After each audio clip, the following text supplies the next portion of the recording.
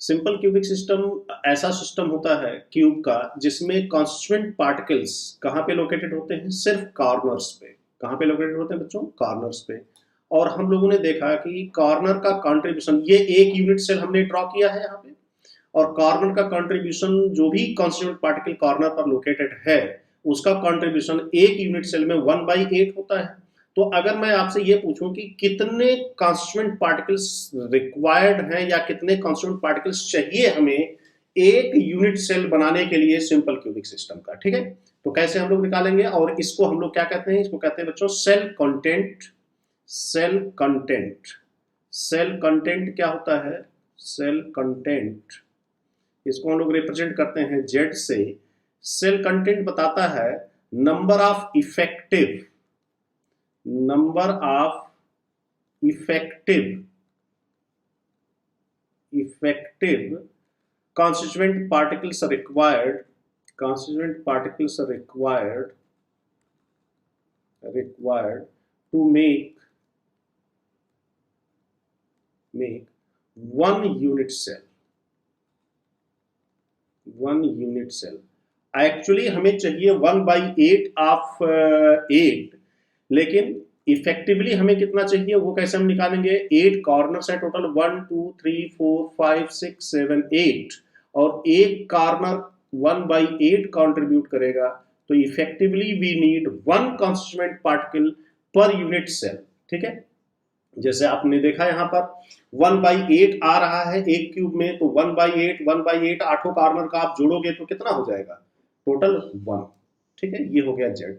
अब यहां से हम लोग एक रिलेशन निकाल सकते हैं कि ये मान सकते हैं कि जो कॉर्नर के पार्टिकल्स हैं वो एक दूसरे को टच कर रहे हैं, अगर इसकी रेडियस आर हो तो इसका भी रेडियस आर होगा, क्योंकि मैंने यहाँ पर क्या माना है, सारे कॉन्स्टिट्यूएंट पार्टिकल्स एक ही टाइप के हैं, तो ए इज इक्वल टू हम लोग क्या लिख सकते हैं 2r, A is equal to 2r, ये एक रिलेशन मिल गया हम लोगों को।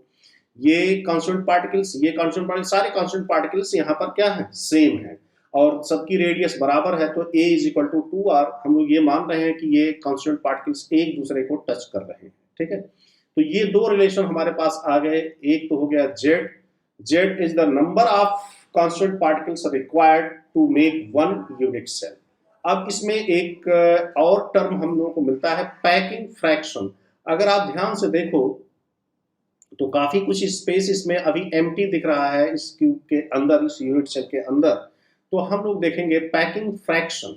ये सब भी बच्चों आपके एग्जाम में आ जाता है डायरेक्ट क्वेश्चन इसमें। तो पैकिंग फ्रैक्शन, पैकिंग फ्रैक्शन, देखिए पैकिंग फ्रैक्शन क्या होता है, fraction of total volume, fraction of volume of cube, volume of cube occupied by the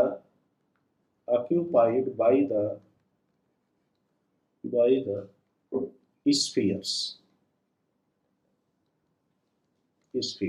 right, या कॉन्स्टिट्यूएंट पार्टिकल्स। तो कहने का मतलब यह है कि टोटल कितना वॉल्यूम हमारे क्यूब का है और कितना हमारे कॉन्स्टिट्यूएंट पार्टिकल्स क्या कर रहे हैं, ऑक्यूपाई कर रहे हैं, इसी के रेशियो को हम लोग कहते हैं पैकिंग फ्रैक्शन। तो packing fraction is equal to लिख सकते हैं वॉल्यूम occupied by spheres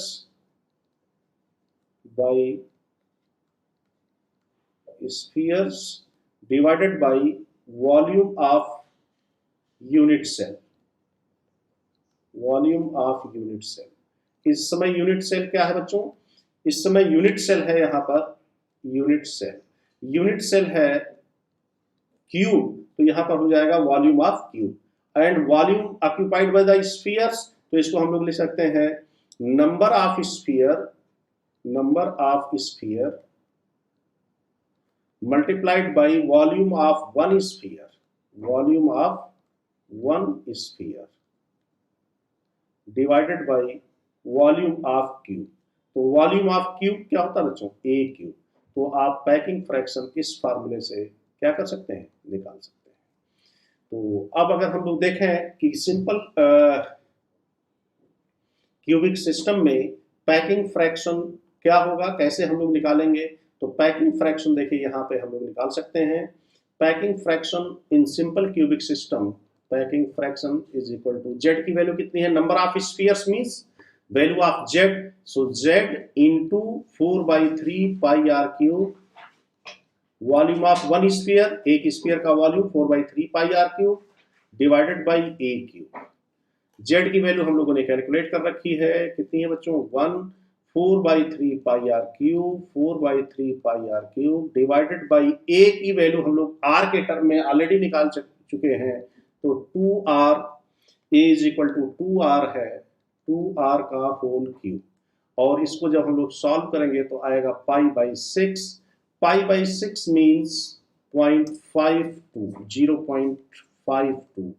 तो बच्चों 0.52 फ्रैक्शन जो है ये क्या है, ऑक्यूपाइड है, एंड रेस्ट पार्ट इसका क्या है, एम्प्टी है। ठीक है, यानी हम लोग ये लिख सकते हैं this is equal to 52%।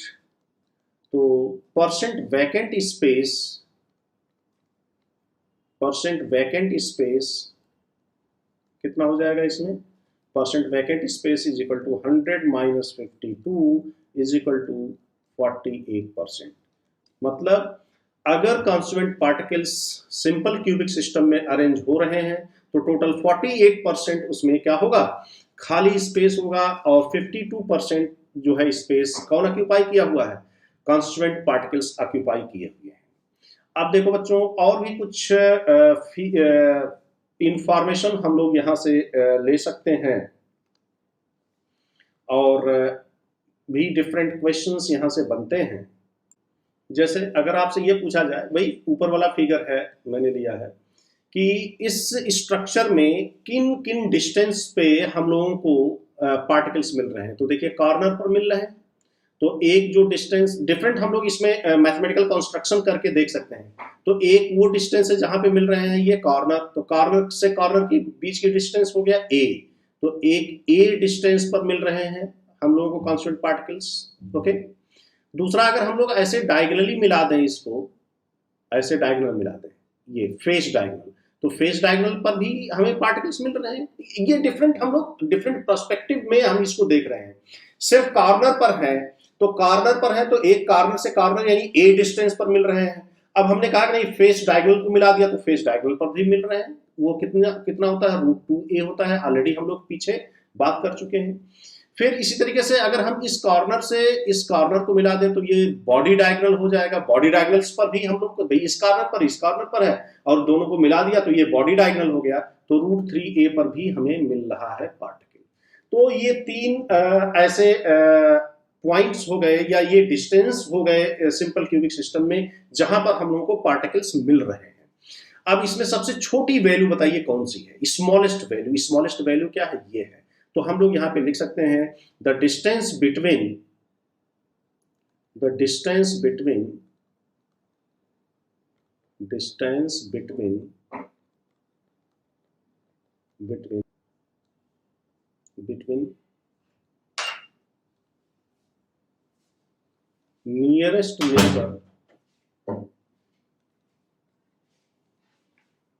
nearest neighbors is equal to a.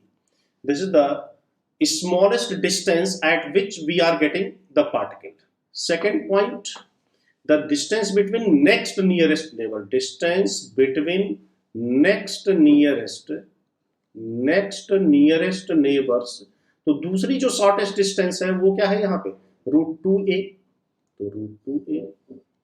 तो इस तरीके से जो नंबर ऑफ नियरेस्ट नेबर्स होते हैं बच्चों, देखिए डिस्टेंस बिटवीन नियरेस्ट नेबर्स ये a है, तो अगर आपसे ये पूछा जाए कि ये इस कॉर्नर से a डिस्टेंस पर कितने पार्टिकल्स हमें मिलेंगे, तो ये एक सिंगल क्यूब हमने लिया है, ऐसे इनफाइनाइट क्यूब्स होंगे, इधर भी होगा, इधर भी होगा, इधर भी होगा, ऊपर भी होगा, नीचे भी होगा।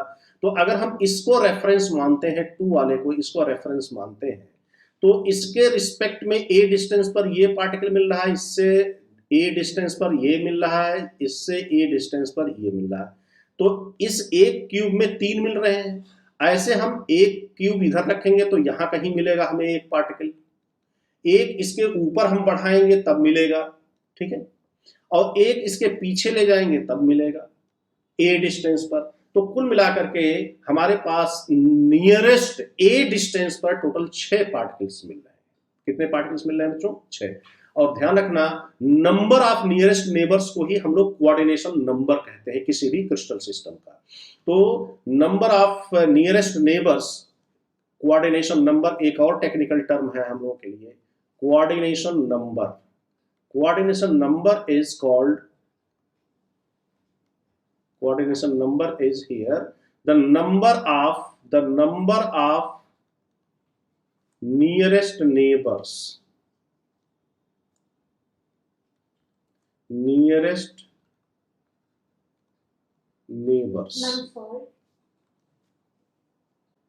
so if you count the number of nearest neighbors means the number of particles at a distance in simple cubic system, so you will find there are 6, right?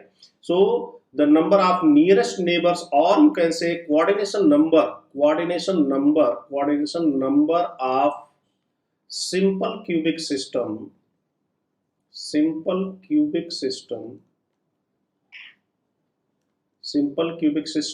is equal to 6. This is the number of nearest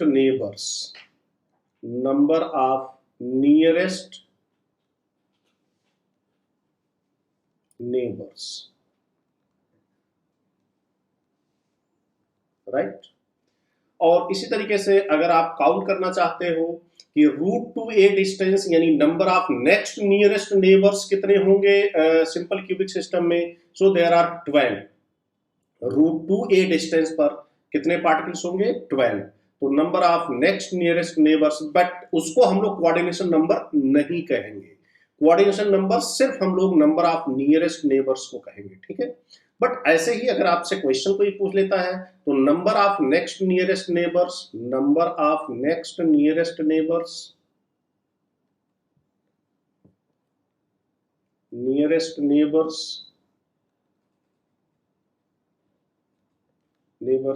is equal to 12, ठीक है बच्चों। तो इस तरीके से आप इन सब points को तैयार रखेंगे। तो ये हो गया सिंपल क्यूबिक सिस्टम। तो सिंपल क्यूबिक सिस्टम में आपने क्या क्या देख लिया? कॉन्स्टिट्यूएंट पार्टिकल्स कहाँ कहाँ होते हैं, पैकिंग फ्रैक्शन क्या होता है, जेड की वैल्यू क्या होती है इसके लिए, और कोऑर्डिनेशन नंबर क्या होता है, नंबर ऑफ नियरेस्ट नेबर्स, और डिस्टेंस क्या है नियरेस्ट नेबर्स के बीच की। मान लेते हैं ऐसा ही क्वेश्चन दे दिया कि डिस्टेंस बताइए, अगर एज लेंथ इतनी है तो डिस्टेंस बिटवीन नियरेस्ट नेबर्स क्या होगा, या distance between next nearest neighbours क्या होगा, तो आप बड़े आराम से कैलकुलेशन कर सकते हैं। अब हम लोग दूसरा केस लेते हैं, बॉडी सेंटर्ड क्यूबिक, ठीक है। बॉडी सेंटर्ड क्यूबिक,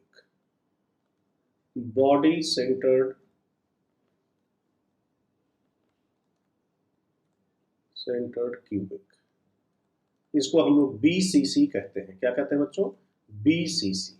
तो देखो BCC और सिंपल क्यूबिक सिस्टम में क्या बेसिक डिफरेंस है, ये पूरा का पूरा मैं एज इट इज ले रहा हूं। इस स्ट्रक्चर को एज इट इज मैंने ले लिया BCC में, और एक पार्टिकल इसके क्यूब के सेंटर पर जो खाली जगह है वहां पर आ जाएगा। तो मान लेते हैं कि इन पार्टिकल्स को मैंने हटा दिया है थोड़ा स्पेस देखने के लिए। तो एक पार्टिकल मैं यहाँ पे कहीं क्यूब का सेंटर होगा, तो यहाँ पर एक पार्टिकल आ जाएगा, ठीक है। और इसके बाद फिर यहाँ पर एक पार्टिकल, और कौन कौन सा पार्टिकल मैंने हटाया था, ये पीछे वाला पार्टिकल हटाया था और ये हटाया था, ये रहेंगे, ये सब भी रहेंगे, ऐसा नहीं है।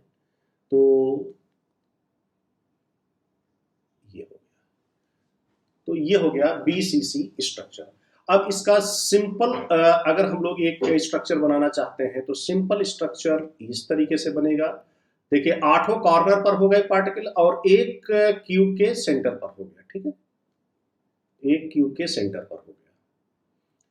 तो हमेशा एक सिंपल फिगर बना करके हमें विजुलाइज करना चाहिए सिस्टम को, तो उससे एक अच्छा विजुलाइजेशन हम लोगों का होगा। मान लेते हैं ये क्यूब है, ये क्यूब का बॉडी डायगोनल है, ये बॉडी डायगोनल है। एक पार्टिकल हमारा इस कॉर्नर पर होगा, एक पार्टिकल हमारा इस कॉर्नर पर होगा। वैसे 8 कॉर्नर पे है पार्टिकल्स, ऐसा नहीं है, 8 कॉर्नर पर है, ठीक है। और एक क्यूब के सेंटर पर होगा, एक क्यूब के सेंटर पर। तो ये इतना एक मिनिमम फिगर हम लोग बना सकते हैं इसका, ये क्यूब के सेंटर पर है, ठीक है। कॉर्नर, कॉर्नर और फेस क्यूब का सेंटर। अब बाकी सारे कॉर्नर्स के पार्टिकल्स को मैंने नहीं दिखाया है, वो यहां पर है, तो इसका एक सिंपल फिगर मैंने यहां पर बनाया है।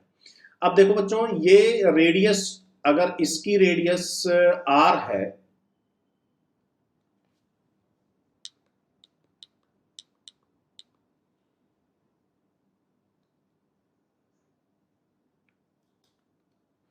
अगर ये जो क्यूब के सेंटर पर पार्टिकल हमने रखा है उसकी रेडियस r है, तो r और r2r और इसका r और इसका r, तो यहां से यहां तक की डिस्टेंस क्या होती है ये हम लोग ऑलरेडी जानते हैं। क्या डिस्टेंस होती है बच्चों?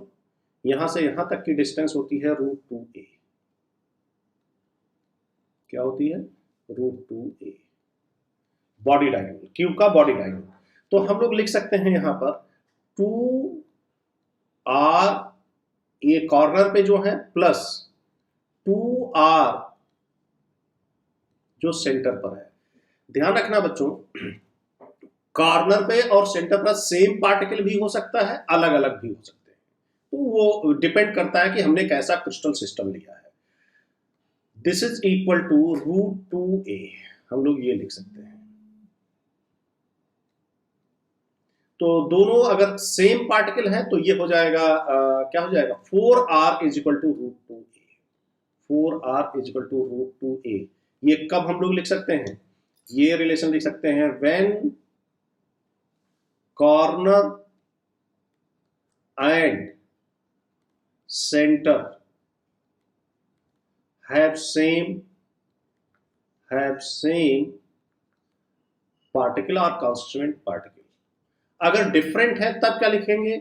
मान लेते हैं कि कॉर्नर पर A है, मान लेते हैं कॉर्नर पर A है और सेंटर पर B है, सेंटर पर क्या है? B है, तब हम लिखेंगे 2RA plus 2RB is equal to √2a। Why I have written √2a? See, this is a blunder, this is √3a, right? √3a, this is also √3a, right?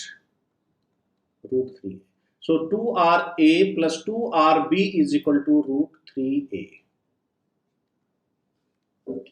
तो अगर अलग अलग पार्टिकल हैं तो ये रिलेशन यूज करना होगा आपको, और अगर सेम पार्टिकल्स हैं तो ये रिलेशन यूज करना होगा। तो ये हो गया बॉडी सेंटर्ड के लिए एक mathematical relation between r means radius of the constituent particle and a is the side length of the cube. अब देखो बच्चों, इसमें z की वैल्यू क्या हो जाएगी? इसमें z की वैल्यू हो जाएगी, कॉर्नर्स पर है पार्टिकल्स तो 8 और कंट्रीब्यूशन 1/8 प्लस जो क्यूब के सेंटर पर है उसका फुल कंट्रीब्यूशन होगा, तो this plus 1, this is equal to 2। तो z की वैल्यू आ गई कितनी? 2। किसके लिए? BCC के लिए। ध्यान रखिएगा, z की वैल्यू BCC के लिए 2 हो गई। पैकिंग फ्रैक्शन क्या हो जाएगा? Packing fraction is equal to z into 4/3 pi r cube by a cube. तो z की वैल्यू है 2 into 4/3 pi r cube divided by a cube is equal to हम लोग लिख सकते हैं 4r/√3 का होल क्यूब। क्या हम लोग मान रहे हैं? Same particle. हम लोग ये वाला केस नहीं ले रहे हैं अभी, ये वाला केस बाद में हम लोग डिस्कस करेंगे। तो ये हो जाएगा पैकिंग फ्रैक्शन 0.68, 0.68 यानी 68% इसमें पैकिंग फ्रैक्शन होगा। तो परसेंट वैकेंट स्पेस हो जाएगा, percent vacant space is equal to 100 minus 68, तो कितना जाएगा? 2 and 32। 32% यहाँ पर खाली स्पेस होगा और बाकी 68% ऑक्यूपाइड स्पेस। ठीक है। अब तीसरा पार्ट इसका जो है, तो पहला पार्ट हम लोगों ने एक मैथमेटिकल रिलेशन निकाला, दूसरा जेड और पैकिंग फ्रैक्शन। अब तीसरा पार्ट यह है कि इसमें नियरेस्ट नेबर्स और नेक्स्ट नियरेस्ट नेबर्स के बीच की डिस्टेंस क्या होगी। तो अगर आप ध्यान से देखो तो कहां कहां पार्टिकल्स मिल रहे हैं, कॉर्नर पर मिल रहे हैं और क्यूब के सेंटर पर मिल रहे हैं। तो क्यूब के सेंटर से कॉर्नर की distance, this is the nearest distance at which we are getting the particle. तो एक डिस्टेंस हो गया √3a/2 डिस्टेंस पर हमें पार्टिकल्स मिल रहे हैं। दूसरा कॉर्नर पर तो मिल ही रहे हैं, तो a डिस्टेंस पर मिल रहे हैं। तीसरा हमारे पास बॉडी डायगोनल पर तो मिल ही रहे हैं और फेस डायगोनल पर भी मिल रहे हैं। फेस डायगोनल ऐसे मिला दिया तब वहां पर भी हैं। तो ये कुछ पॉइंट्स हैं जहां पर हम लोगों को क्या मिल रहे हैं, √3a। तो ये कुछ ऐसे डिस्टेंसेस हैं, इन डिस्टेंसेस पर हम लोगों को पार्टिकल्स मिल रहे हैं। अब अगर यहां पर आपसे पूछा जाए कि which one is the shortest distance, तो शॉर्टेस्ट डिस्टेंस या सबसे छोटी वैल्यू इसमें कौन सी है, तो सबसे छोटी वैल्यू आपको मिलेगी ये √3 डिवाइडेड बाई 2, तो ये लेस देन 1 आ जाएगा। तो ऐसी सिचुएशन में ये सबसे छोटी वैल्यू है। तो what is the distance between nearest neighbours in BCC? The distance between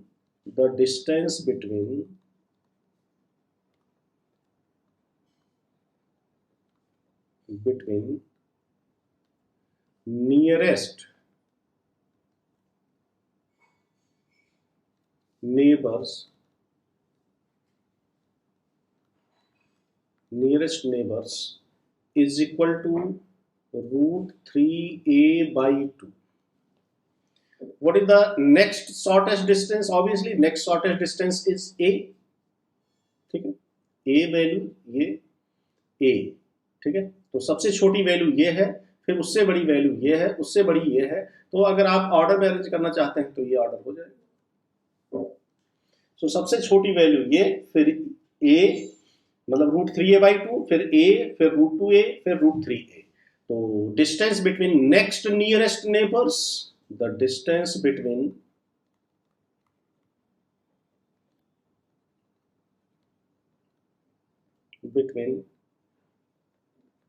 next nearest neighbors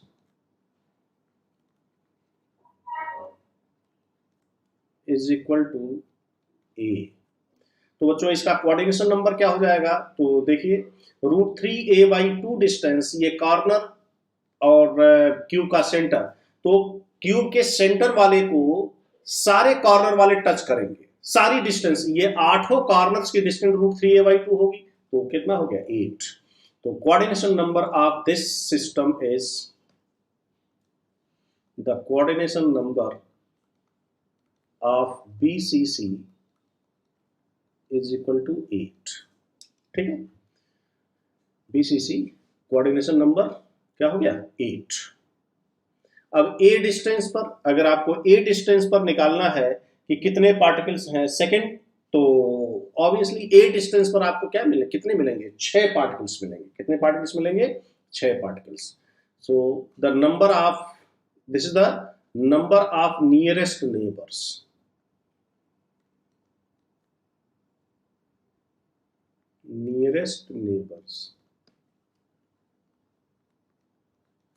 and number of next nearest neighbor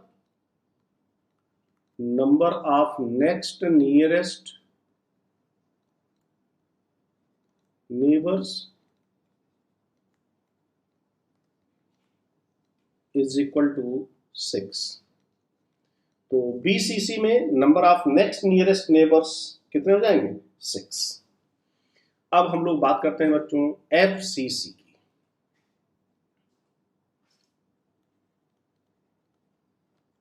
face centred cubic system, face centred cubic system. तो FCC में बच्चों constant particles कहां कहां होंगे, corner पर होंगे और हर face के सेंटर पर होंगे। कहां कहां होंगे, कॉर्नर पर और हर फेस के सेंटर पर।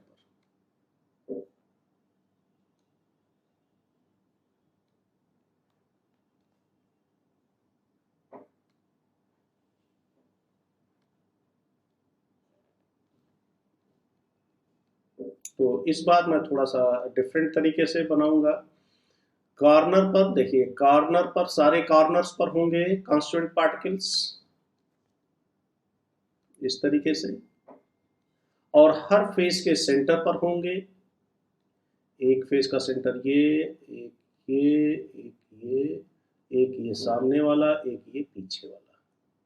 ठीक है, तो इस तरीके से ये होंगे। अब मैं इसमें एक फेस को यहां पर ला करके बना रहा हूं, एक फेस सिर्फ बना रहा हूं, इससे हम जो है इसको वेल तो ये एक फेस मैंने आपको दिखाया है, इसका सिर्फ एक फेस, चाहे आप इसको मान लें चाहे आप इसको मान लें। इसमें ये फेस के सेंटर पर है पार्टिकल और ये कॉर्नर्स पर है पार्टिकल। अब अगर हम इसको यहाँ से यहाँ तक ज्वाइन कर दें तो ये फेस डायगोनल हो जाएगा, और यहाँ से यहाँ तक की डिस्टेंस जो है वो क्या हो जाएगी बच्चों, √2a।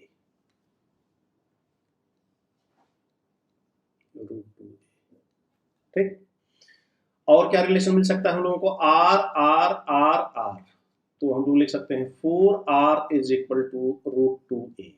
और एक बात हमेशा ध्यान रखिएगा कि FCC में जो भी पार्टिकल कॉर्नर पर होगा वही फेस के सेंटर पर होगा।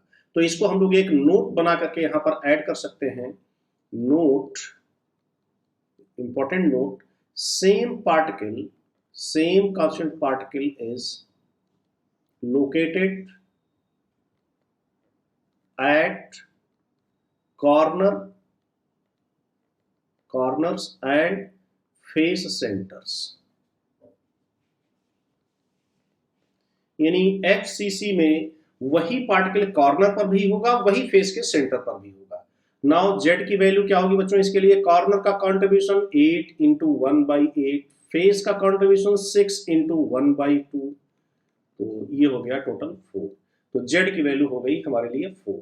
अब पैकिंग फ्रैक्शन कैसे निकालेंगे, packing fraction is equal to, packing fraction is equal to Z is 4 into 4/3 pi r cube divided by a cube। So this is equal to 4 into 4/3 pi r cube divided by a cube 4r by √2 का whole cube. और इसको जब solve करोगे बच्चों तो आएगा 0.74 यानी 74%। ठीक है, तो पैकिंग फ्रैक्शन हो गया FCC में 74%। तो percent vacant space, percent vacant space, vacant space हो जाएगा 100 माइनस 74, सो 26%। ठीक है, अब हम लोग देखते हैं कि इसमें किन किन डिस्टेंस पे कांस्टिट्यूएंट पार्टिकल्स हैं। तो देखा जाए तो एक डिस्टेंस हम लोगों को ये मिल रही है, इस डिस्टेंस पर है, यानी क्यूब के कॉर्नर और फेस के सेंटर।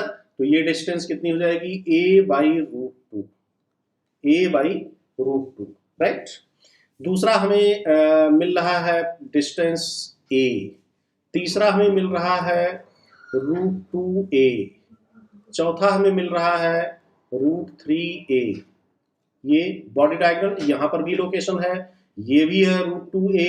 तो ये है वो डिफरेंट पॉइंट्स या डिफरेंट डिस्टेंसेस, यहां पर इन डिस्टेंस पर हम लोगों को कांस्टिट्यूएंट पार्टिकल्स मिल रहे हैं। तो अब अगर देखा जाए तो शॉर्टेस्ट डिस्टेंस इसमें कौन सी होगी, शॉर्टेस्ट डिस्टेंस होगी a/√2, इसके बाद फिर a। तो the distance between nearest neighbours, the distance between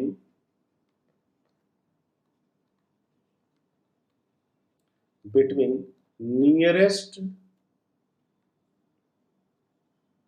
neighbors is equal to a/√2। the distance between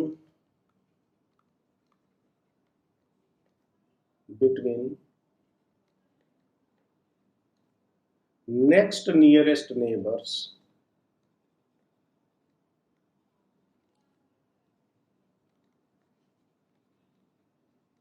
is equal to, अगली शॉर्टेस्ट डिस्टेंस कौन सी है, root A,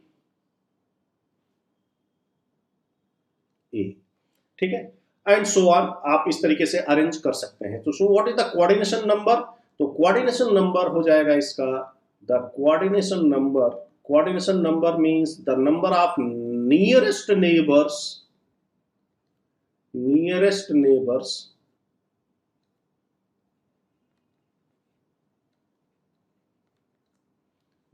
is equal to 12।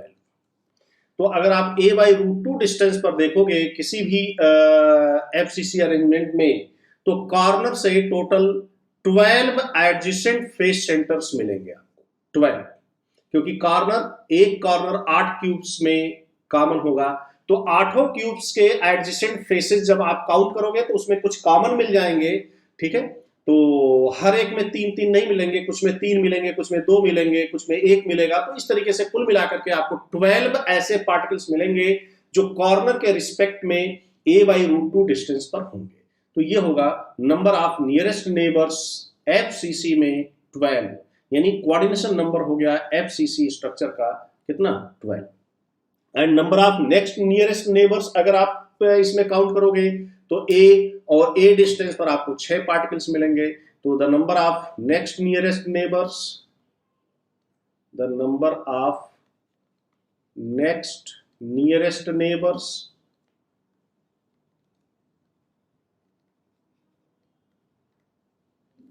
Is equal to 6, क्योंकि a distance पर, corner से a distance अगला corner ही है, तो टोटल 6 आपको मिलेंगे, ठीक है।